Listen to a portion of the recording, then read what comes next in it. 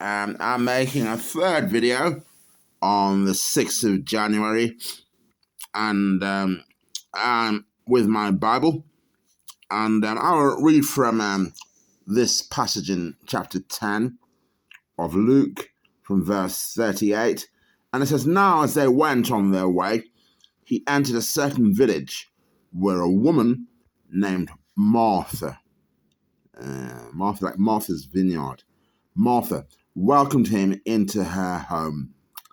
And it's referring to a man referred to as Jesus of Nazareth.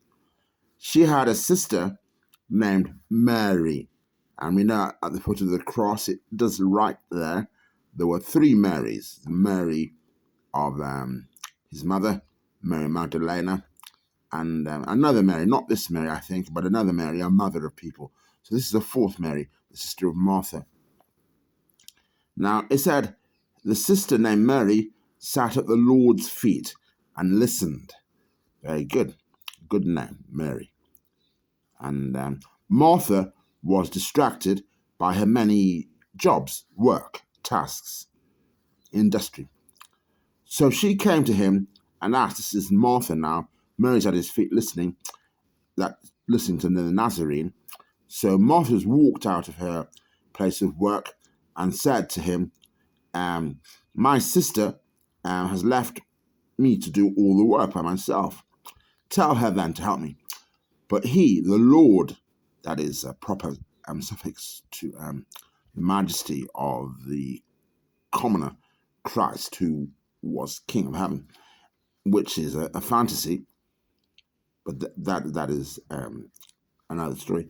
Now, he answered, Martha, Martha, you are worried and distracted by many things. There is need of only one thing.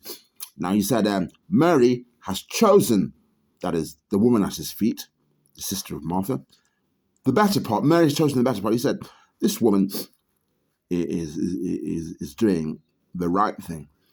And he said, Mary has chosen the better part, which will not be taken away from her. Now, that is not qualified. It's just a statement. Mary has sat at Christ's feet.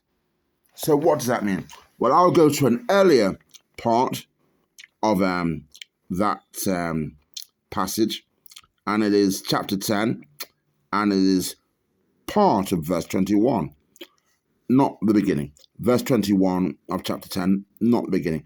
Father, Lord of heaven and earth, because you have hidden these things from the wise and the intelligent and have revealed them to infants. Now, you see, this is how to read a Bible. That could be the answer to this. It says, Mary has chosen the better part, which will not be taken away from her. Now, that was his answer to Martha, who was doing the work. Now, someone might say, I will now read the Bible and get back at that answer. So the Bible makes no sense. It contradicts. So what is the answer to that? From a Nazarene, that is a follower of Christ, wherever they're born or live, in any time after his, not crucifixion, there's nothing to celebrate, his resurrection. That is very important. So chapter 10 again of Luke, read from 25. It says, just then a lawyer. Now a lawyer, remember, you know what a lawyer is, an advocate of for or against, but the lawyer against is not the lawyer for. The advocate is given not in for or against, but simply in truth. That is the Gospel of John. So here, chapter 10, verse 25, it says, just then a lawyer stood up to test Jesus. You see, those are the people that contradict his words and say they're not true. And the advocate said, Teacher, what must I do to inherit eternal life? Now, he's already said it. He said, Mary has chosen the better part, which will not be taken away from her. Mary sat at his feet and listened.